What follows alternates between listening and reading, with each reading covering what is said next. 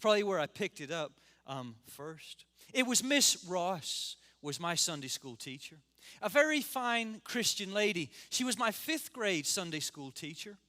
And every Sunday morning, it was the first item of business.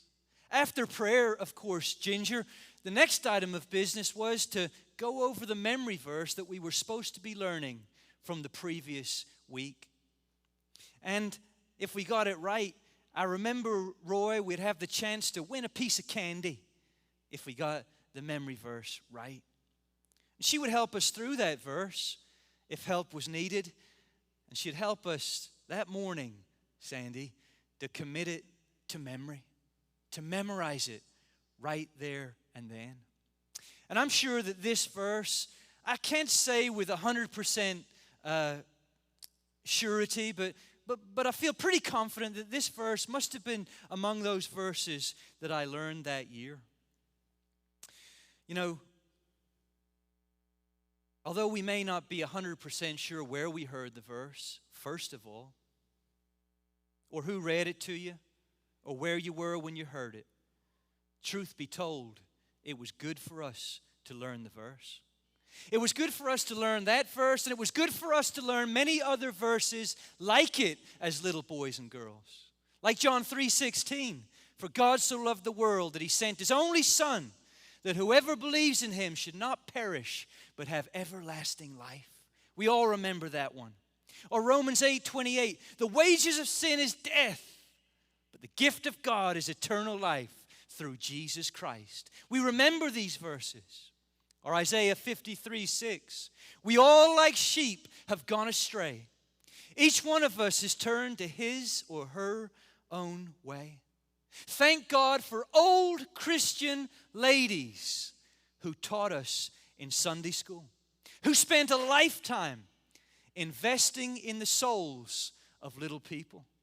They're underestimated today.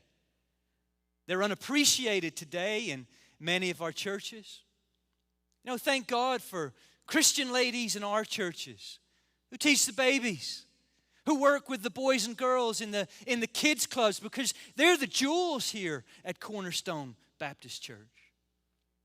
You know, I was thinking about that, and as I was reflecting on what I was going to say tonight, I thought about the fall festival coming up, and I thought, oh my goodness, I haven't even volunteered to help with that.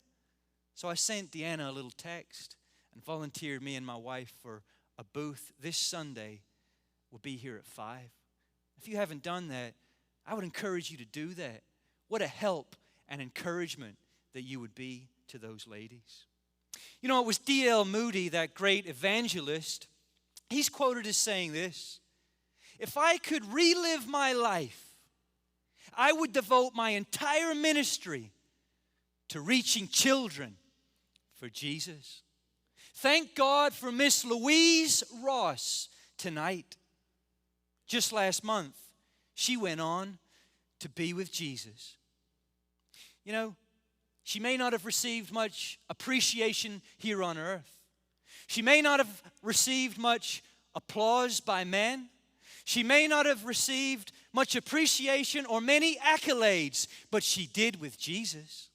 And when she got to heaven, heaven was opened up, and well done, good and faithful servant. No doubt in my mind are the words that she heard, Randy. It was good for me to learn those verses that she taught, because those very verses have become, many of them, the very foundation of my belief. And although not a Christian at the time, you know what they did, Teacher Rob? They served as little stepping stones for me. Stepping stones toward the Lord Jesus Christ, my Savior. You know, I'm not sure how school went down for you, Roy. I'm not sure how Sunday school was for all of you out there tonight. But the truth of the matter is, Michael, there were a lot of things that I didn't understand. You know, oftentimes I wondered, have I learned very much today, Jen? You know, I certainly haven't learned what I should have learned at this point. I didn't learn what I could have learned back then. And I know I haven't learned as much as I think I've learned at times. But as a little boy, there's one thing that I did know for sure, George. No, I may not have understood or been able to memorize all of Mrs. Ross's verses, nor did I understand all of her stories. But I didn't need her to tell me this lesson. I didn't need the preacher to preach a sermon to me, Roy.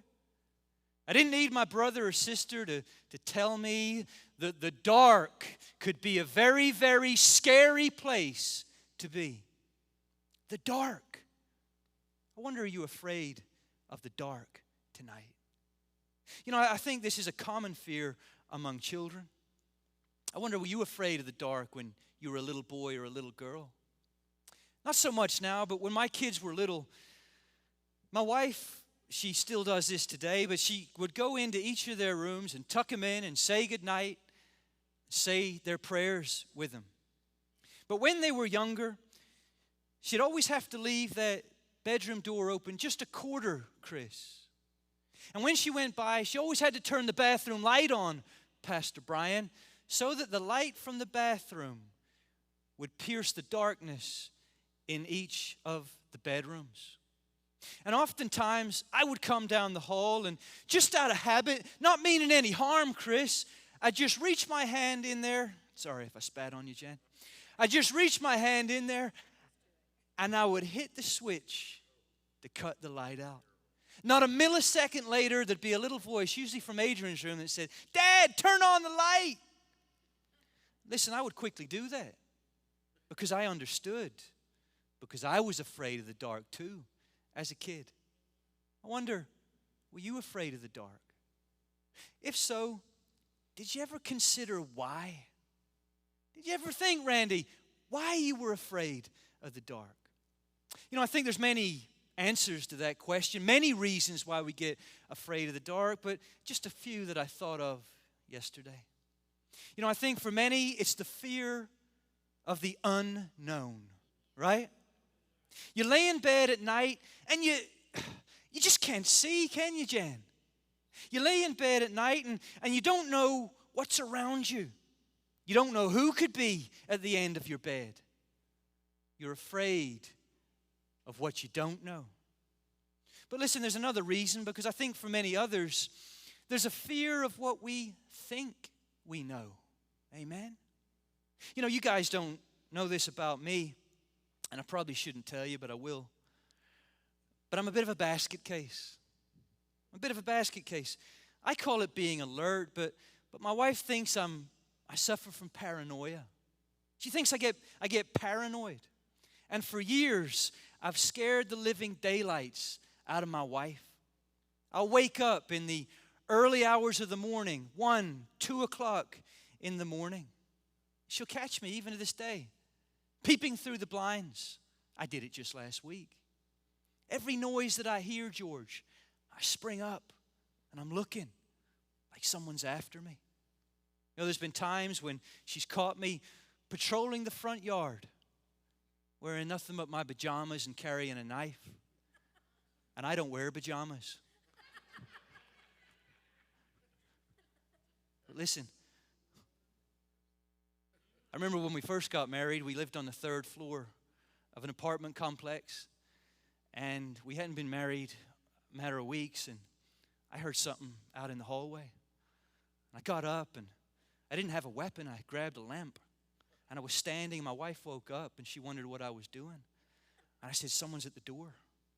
And I looked at her, and I said, "No one comes up 3 flights of stairs to steal a television and carry it down 3 flights of stairs. They're after someone."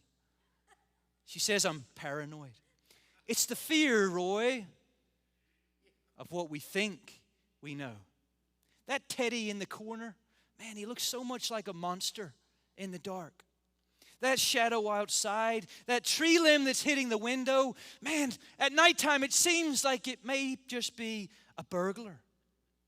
Afraid of what we don't know, afraid of what we think we know.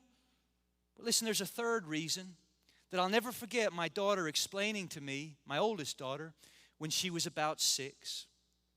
And I asked her, "Why are you afraid?" And she explained to me that not long ago when I was only 5, all that time ago, She says she woke up and someone had closed her door, probably me, and it was dark in there. And she explained that her room was black. She pointed to a Shamu whale that we had got from SeaWorld the year before, and she said, just as black as that Shamu. She explained that she couldn't see.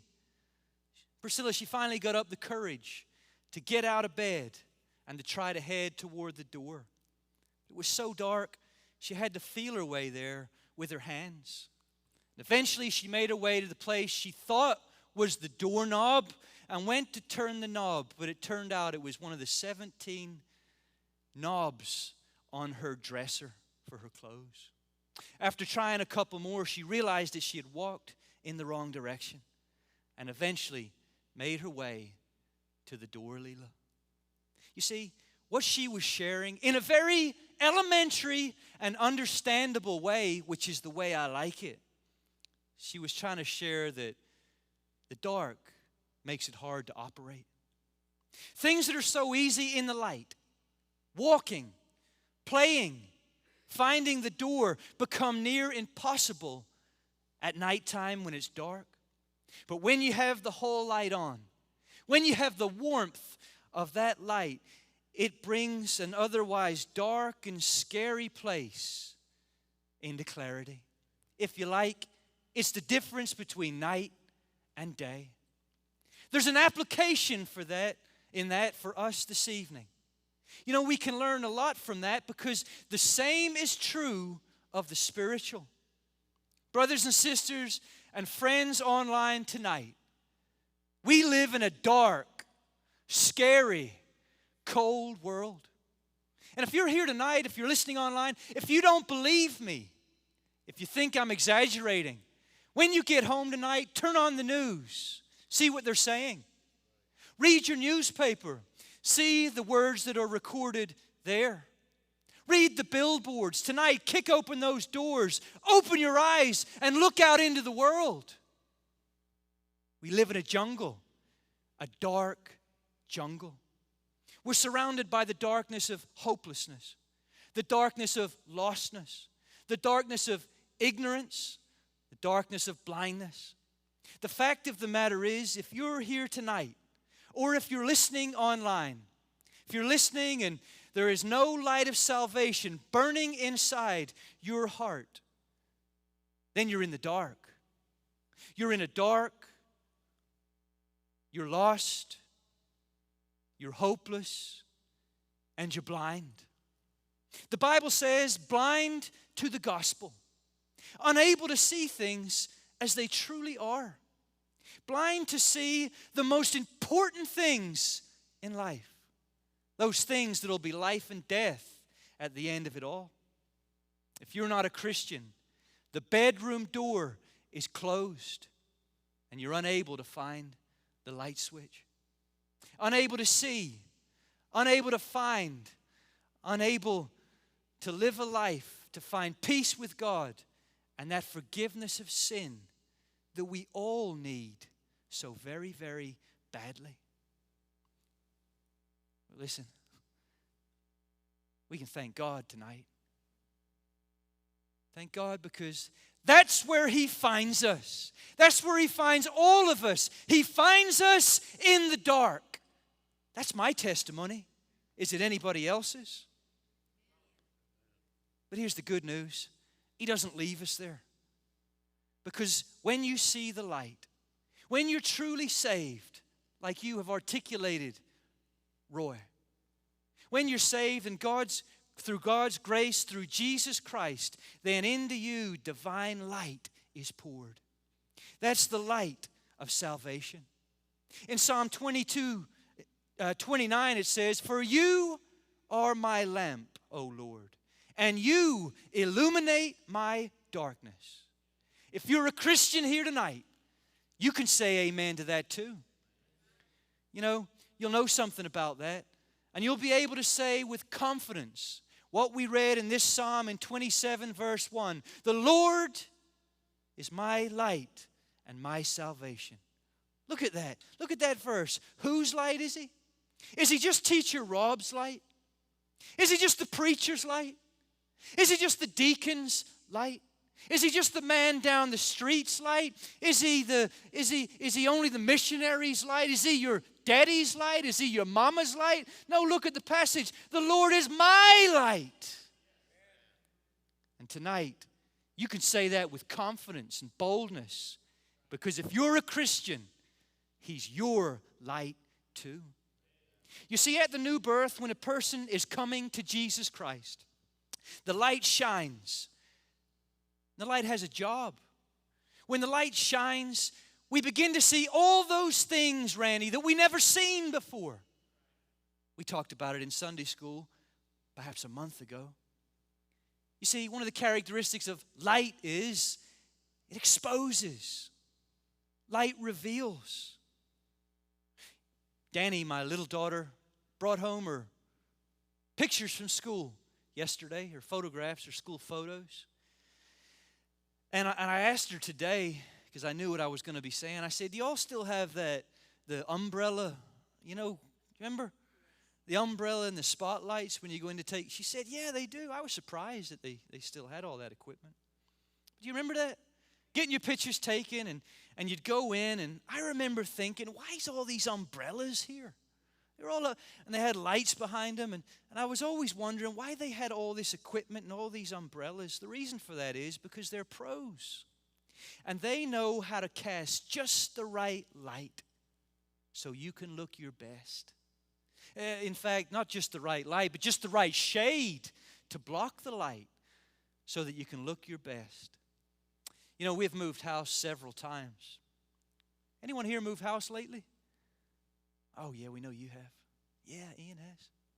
You know, when we moved house last time, we had all our stuff outside. And, you know, all your stuff looks so good when it's inside, Stacy. But then you move it out into the driveway to get ready to put it onto the truck. Look at Lisa. She's been there. You drag it all out. You got the couch and you got the big wooden table, which you thought was pristine when it was in the dining room. And once you get it out into the sunlight, and the sun shines on it, you begin to see, well, it wasn't just as pristine as you thought it was. Because you can see every nick, every stain on that couch, every discoloration on that table, every scratch and every bump, every faded area.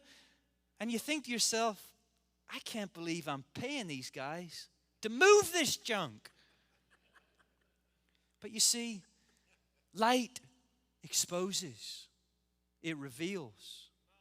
You know, you may have heard the story of Jesus Christ, of God, heaven, hell, sin, salvation. You may have heard it 1,000 times. But at that one time, it all makes sense. It all begins to click. It all becomes crystal clear. How? Because the light has shone into your world. It's shone into your life, and we begin to see our own darkness. We begin to see all our bumps. We begin to see all our warts and defects and ugliness. And it turns out we weren't as great as we thought we were after all. We see our sin. It's all so obvious. We see the urgency. And praise God, we see our need for Jesus Christ. It all of a sudden makes sense. How? Because of the light. It's shone on you, and you've seen the truth about yourself. But secondly, look, because who is the light? It says here, the Lord is my light and salvation. Listen here, brothers and sisters and friends, this is important. Because the light isn't from God, Jan. The light isn't of God. The light here is God. The Lord is my light and my salvation. In John 8:12 it says, I am the light of the world. That's what Jesus says. My friends, this is why no one can be saved. Not one person can be saved unless God begins the work. He's the initiator of salvation. Salvation, it's not something that we can muster up here this evening. It's not something that we can manufacture. Salvation comes from the Lord. The Lord is the light during conversion, but He's also the light after coming to Christ. How many times have you been on the road of life? You can't see through the darkness to make a decision. You've been there, Lisa. You've testified to it this evening. A problem in the family, that ugliness that you spoke of. A financial bind, an illness, the death of a lifelong partner, a problem that you've got at work with an associate. You've tried everything. Perhaps you've talked to other people about it, but you're unable to figure things out. You know, as I pulled up a little early today, I seen a lady in the distance going into the prayer room. She's experienced this. Because then you pray. Could be out of desperation, but that's all right. And what happens? The Lord lights up your path and begins to guide you every step of the way. That was that woman's testimony earlier today. You're reading the Bible. It makes no sense. You get down, you say your prayers. You ask God to show you the message. And it's a crazy thing, but He lightens it up for you, Brett. Look at Brett Smith. He knows what I'm talking about. You open it up, and that's just what you needed to hear on that particular morning. You ever received news that things were going to change for you? I have. You know, my phone rang at 8 p.m. on Monday evening. You know whose name lit up? It's Pastor Jim. You know what I did? Hope he's not listening online. I didn't answer it. Because I thought I knew what he was going to say. And I needed some time to think. I gave it 20 minutes. I stepped outside and I gave him a call on the telephone. And he asked me, he told me I was preaching tonight. Things changed. What am I going to say to those people on Wednesday evening? Or man, you go into work on a Thursday. You think everything's all right. You think everything is on track. At lunchtime, you're walking out the front door with a pink slip. Then what do? You go to the doctor for a routine checkup. You leave his office as a cancer patient. Then what do? You go to bed after a long day's work. You wake up to a telephone call that your child has been killed in a car accident. What do you do then? How does a person possibly go on? How can they ever recover from that? Listen, I look around the room tonight and you guys have experienced this. Many of you, seasoned Christians here, you know all about these situations. But you know that into the darkness of despair shines the light. And it brings you comfort, and it brings you guidance, and it brings you provision. And it turns out you really could go on, Jan. And look, here you are tonight. You've made it through. The Lord is my light and salvation. So here's the question. Listen to me, brothers and sisters and friends. Whom shall I fear? That's what the passage says. It's a question. Who will I be afraid of? The Lord is the stronghold of my life. Who shall I dread, as one translation has it? You know, we were talking about this in Sunday school. A lady who I'd asked to teach some weeks ago, we were talking about confidence, and she said how afraid she was when I had asked her to teach that morning those weeks ago. And when she got up, she was so afraid. But she bore witness that once she got up, she received help. Help from God. You know, I can be a very uncourageous person. I have very little confidence in myself, and that's my greatest strength and greatest weakness. But I get so anxious about things. I get so very, very worried. I don't like being in front of people. I don't like talking in front of groups. You know, at work, I get nervous. Just last week, I was part of a meeting, my team meeting. It was a Zoom meeting, but it was a meeting. We had to be on there, and I was nervous, Jan. I had to give a report what I'd been up to. I was real nervous. But you know what I did, Deborah? I prayed. You know what else I did? I prepared. It's important to prepare. I prayed and I prepared. And it got to be my turn, and I was shaking, and my name was up next. And I hopped on the line, and let me tell you, when I got into that thing, Jan, I felt like Martin Luther King. The March on Washington with the I Had a Dream speech. I knew that I was winning, and that hit a home run. I knew that God was helping me. Has anybody ever been there tonight? Can I get an amen? Has anybody ever experienced that? Psalm 34:4 says, I sought the Lord, and He answered me. He delivered me from all my trouble. You know, I'm learning something. I'm learning with you all. I'm sure you're more advanced than me, but I'm learning that I don't need to be afraid. I don't need to be afraid of the dark. Because even though I walk through the valley of the shadow of death, I'll fear no evil. Why? Not because I can take care of myself, because I can't. You know, my older brother, he was preaching last week. It was his first sermon at his church in Atlanta. And I tried to help him out as much as I could help him out. He had his notes and he had done his studying. He made his preparation, Deborah. But I said to him, hey, you've done all the prep. I said, but don't you go in there without praying. You got to pray. Brothers and sisters, tonight, I don't know what you're facing, but you don't need to be afraid.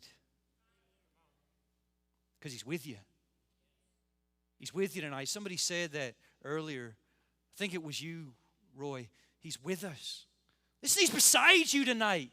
He's underneath you. He's above you. He's behind you. He's in front of you, and He's leading the way. And He's never going to leave you, forsake you, even till the end of time. You don't need to be afraid anymore if you're a Christian. You don't need to be afraid of the known. You don't need to be afraid of the unknown.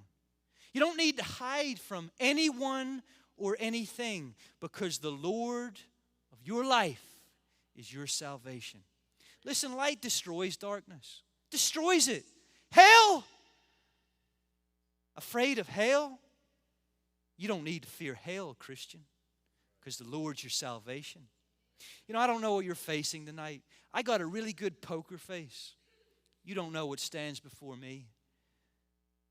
But God has at least one person here this evening. At least one person, perhaps listening online, and His Word has found a resting place with you.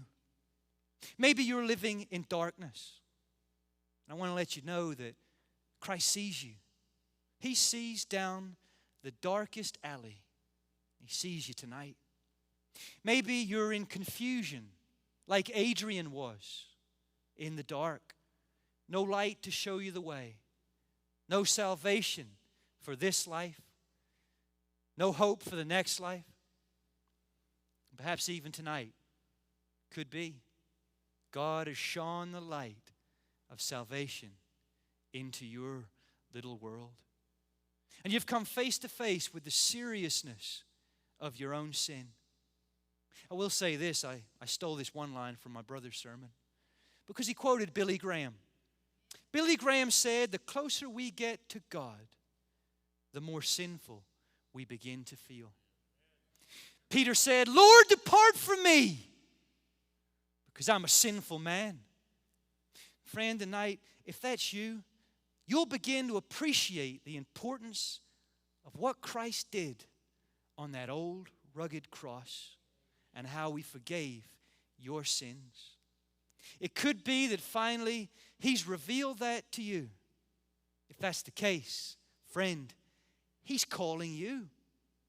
He says, I am the light of the world. He who follows me never lives in darkness, but will have the light of life. Friend, that light is yours tonight, if only you'll take it and accept it. Every head bowed and every eye closed. The Lord is my light and salvation. Is He yours tonight? Can you say that with 100% confidence? If you can. If the Spirit has been working in you this evening, in fact, not even this evening, but over a period, and tonight the light has shone into your world, then I'd invite you to say a prayer something like this. Heavenly Father, I know that I'm a sinner, and I cannot be a Christian. I believe in your Son, the Lord Jesus Christ, and on what He's done for me on Calvary's cross. I'm sorry for my sins, and I want Jesus to come and live inside of me and help me to follow you all the days of my life. If you said that prayer this evening, I would ask you if you just slip up your hand. If there's anyone in here. If you're watching online and you said that prayer, there's a number, I believe, that you can call, and there'll be someone to encourage you on the other end. Heavenly Father, thank you for this evening. Thank you for your people. Thank you for other friends, Lord, who don't yet know you. We thank you for your Son, Jesus. It's in His name that we pray. Amen. Now for the rest of us tonight, listen, let your light shine before men, that they will see your good deeds and glorify your Father in heaven. Don't get greedy with the light. Don't hide it under a bowl. Share it with the world. You know, we had a man here, this guy Michael H. He invited 2 people to come to church Sunday. You know what happened? The light shone into their life. They were saved. Listen, it didn't start with that. They had seen the light in Michael. In fact, Michael prays for them every week in Sunday school. Who can we pray for tonight? Who can we invite? The power of a personal invitation. I don't know if you were at the dinner just beforehand, but I was. I didn't want to go, to be quite honest with you. You know why I went? Because Wendy invited me personally to come. And I'm not going to say no to Wendy. She's always in my Sunday school class, so I came. You'd be amazed at who in your circle may come to church to hear the gospel simply because you invite them, even if they don't want to come. Think about that this week. We're going to get together and we're going to pray. We all have prayer needs. You'll have requests to share with your group. Do that and go on into prayer. Remember our good pastor. Remember his wife. Remember those new converts who are among us. And let's go together now and lift these things up to the Lord.